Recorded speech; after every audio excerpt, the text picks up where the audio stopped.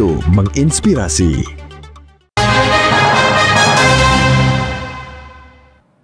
Pemirsa, kenaikan konsumsi rumah tangga pada Ramadan 2025 diprediksi melambat. Di tengah daya beli masyarakat yang semakin melemah, stimulus ekonomi pemerintah menjadi berkah.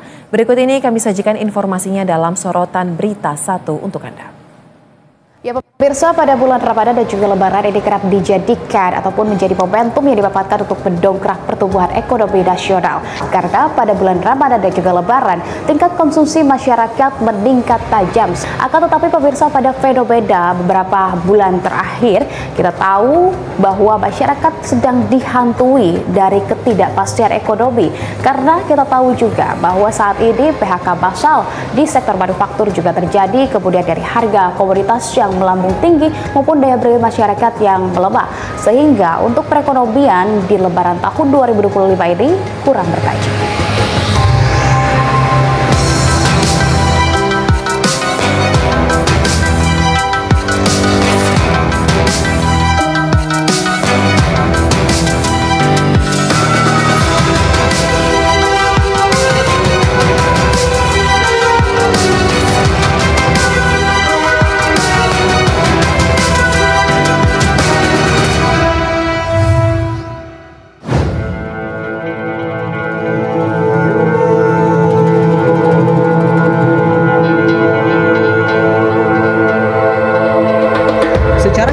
Konsumsi rumah tangga berperan sentral dalam ekonomi Indonesia karena menyumbangkan produk domestik bruto hingga 50% lebih. Tahun lalu, momen Ramadan dan Lebaran mampu mendongkrak PDB nasional hingga menyentuh 5,11% year on year. Namun, kenaikan konsumsi rumah tangga pada periode Ramadan dan Lebaran 2025 diperkirakan akan lebih rendah dari kenaikan di tahun sebelumnya. Salah satu faktornya yakni penurunan daya beli masyarakat. Kondisi ini tercermin dari deflasi yang terjadi sejak awal Januari hingga Februari 2025. Deflasi ini merupakan yang pertama di Indonesia dalam 25 tahun terakhir. Tak hanya itu, rata-rata proporsi belanja konsumsi warga menjelang Lebaran semakin kecil dalam 5 tahun terakhir.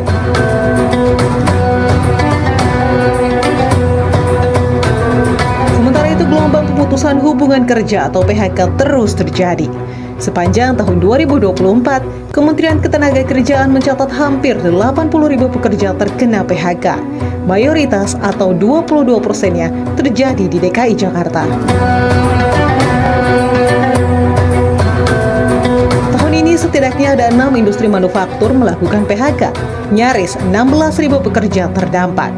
PHK terbesar dilakukan oleh PT Sri Rezeki Isma Tbk atau Sritex yang mem-PHK 10.665 karyawannya dan mengakhiri operasionalnya pada 1 Maret 2025. Hal ini turut membebani daya beli masyarakat yang kian terpuruk. Pemenuhan hak-hak pekerja yang terdampak PHK di bulan Ramadan, salah satunya pemenuhan hak THR, turut menjadi sorotan publik, pemerintah hingga DPR. Anggota Komisi 9 DPR RI Irma Suryani Caniago geram karena THR korban PHK Sritex berstatus terutang. Saya marah terus terang. Mau Lebaran ini, terus THR-nya terhutang.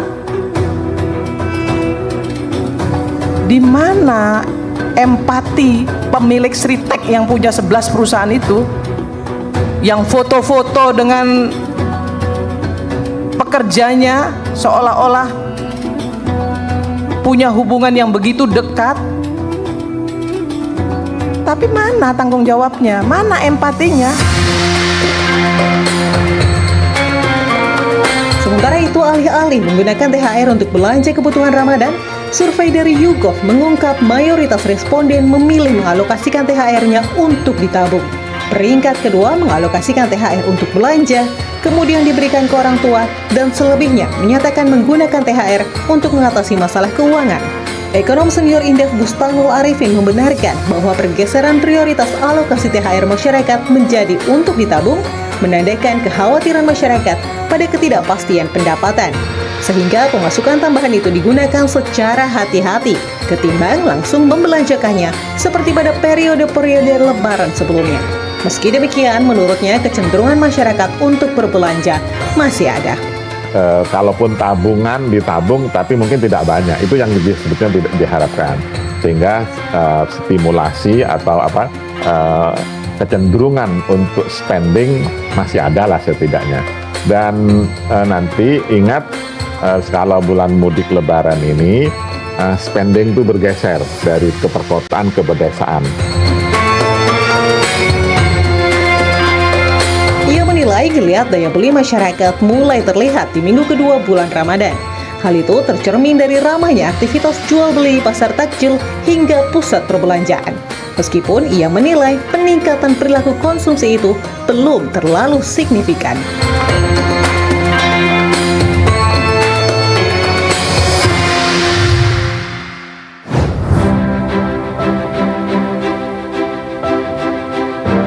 Untuk memaksimalkan momentum Ramadan dan Lebaran sebagai katalis pertumbuhan ekonomi, pemerintah pun meluncurkan 8 kebijakan stimulus ekonomi selama Ramadan hingga Idul Fitri 2025. Stimulus tersebut diantaranya optimalisasi penyaluran bansos, seperti program Keluarga Harapan atau PKH yang alokasi anggarannya mencapai 150 triliun rupiah. Kemudian, diskon harga tiket pesawat mencapai 13 hingga 14% yang berlaku untuk penerbangan domestik kelas ekonomi pada periode 25 Maret hingga 7 April 2025. Ada juga diskon tarif tol sebesar 20% untuk ruas tol utama yang menjadi jalur mudik. Pemerintah juga menggelar berbagai program diskon belanja, seperti program Friday Mubarak hingga 28 Maret 2025 di berbagai retail. Program tersebut diproyeksikan mencatatkan transaksi sebesar 75 hingga 77 triliun rupiah. Dan juga program Belanja di Indonesia Aja atau BINA pada 14 hingga 30 Maret 2025. Program ini menargetkan transaksi hingga 30 triliun rupiah. Stimulus lain yakni program pariwisata mudik Lebaran dan stabilisasi harga pangan.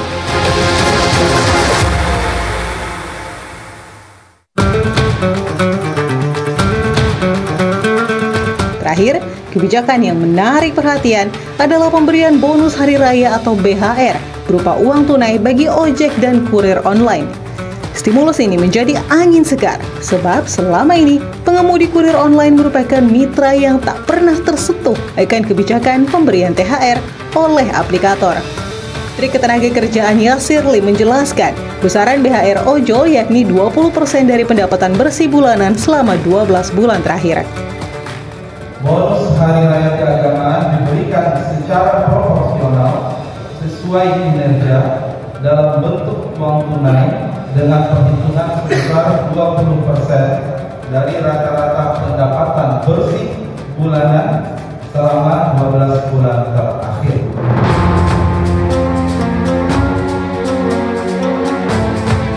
Kebijakan bonus hari raya ini diharapkan memberikan keadilan bagi pekerja di berbagai sektor, terutama mereka yang bekerja di industri digital berbasis aplikasi. Ekonom senior Indef Bustanul Arifin mengatakan, stimulus yang diberikan pemerintah berpeluang meningkatkan ekonomi Indonesia kuartal 1 tahun ini. Namun dengan catatan, harga pangan dapat ditekan. Di situ kalau memang nanti masyarakat mampu berbondong-bondong untuk meningkatkan konsumsinya, ada harapan bahwa kuartal 1 perekonomian ini akan membaik. Dengan berbagai stimulus tersebut, momen Ramadan 2025 diperkirakan akan mengalami lonjakan konsumsi yang signifikan, meskipun konsumen akan lebih selektif dalam membelanjakan uangnya. Laporan terbaru dari Redseer Strategy Consultants, total belanja masyarakat Indonesia selama Ramadan 2025 diperkirakan mencapai 73 miliar dolar Amerika atau setara dengan 1.188 triliun rupiah.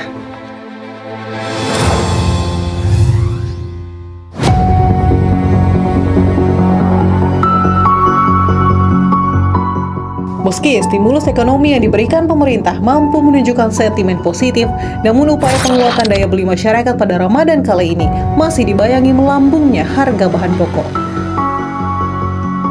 Fenomena yang selalu terjadi setiap tahun ini tidak hanya memberatkan masyarakat, namun juga menandakan tata kelola pangan nasional masih menghadapi tantangan serius. Salah satu strategi pemerintah yakni menggelar operasi pasar pangan murah di 7.341 titik di Indonesia, berfokus pada 5 komoditas utama yakni minyak kita, daging kerbau beku, bawang putih, gula pasir, dan beras SPHP. ya. Tentu ya kita berbagai upaya dilakukan, apalagi sekarang ini bulan Ramadan mendekati Lebaran, mudah-mudahan daya saing kita semakin meningkat ya. Pedagang kita juga banyak yang membeli, tetapi harganya tetap terjangkau. Itu kami tetap menjaga pasokan agar masyarakat bisa mendapatkan harga-harga sesuai dengan harga yang terjangkau. Keberadaan pasar murah menjadi angin segar bagi masyarakat di tengah melambungnya harga sembako. Di Tangerang Selatan, ratusan warga yang didominasi ibu-ibu berebut sembako murah yang disediakan oleh pemerintah kota. Ibu-ibu, kami mohon dengan sangat dibantu dengan Satpol PP. Setiap tahun harus ada terus ya. Kayaknya lebih membantu karena ya harganya terjangkau. Kita masih bisa lah. Perbedaannya harga berapa tuh? Lumayan jauh. Bisa 20 sampai 30-an. Antusiasme yang sama juga terlihat di Temanggung, Jawa Tengah. Warga desa Lungge silih berganti berbondong-bondong mendatangi pasar murah Ramadan. Beras 5 kilo, harganya 60.000. Iya. Berapa kilo tadi? Satu KTP dapat 2 paket beras ya. Geliat daya beli masyarakat juga mulai terlihat di pusat perbelanjaan retail. Penghasilan pedagang di pasar Tanah Abang misalnya mengalami lonjakan signifikan pada pekan kedua Ramadan 2025 hingga mencapai 50% dibandingkan tahun sebelumnya. Untuk nominalnya ya sekitaran, kalau kayak weekday seperti ini 10 juta ke atas, 20 adalah ya. Upaya-upaya yang dilakukan pemerintah untuk penguatan daya beli masyarakat pada bulan Ramadan 2025 menunjukkan hasil yang positif. Meskipun demikian, Guru Besar Fakultas Ekonomi dan Bisnis Universitas Indonesia, Delisa Aulia Valianti, menilai penguatan daya beli masyarakat harus dilakukan berkelanjutan dan tidak hanya masif di bulan Ramadan saja.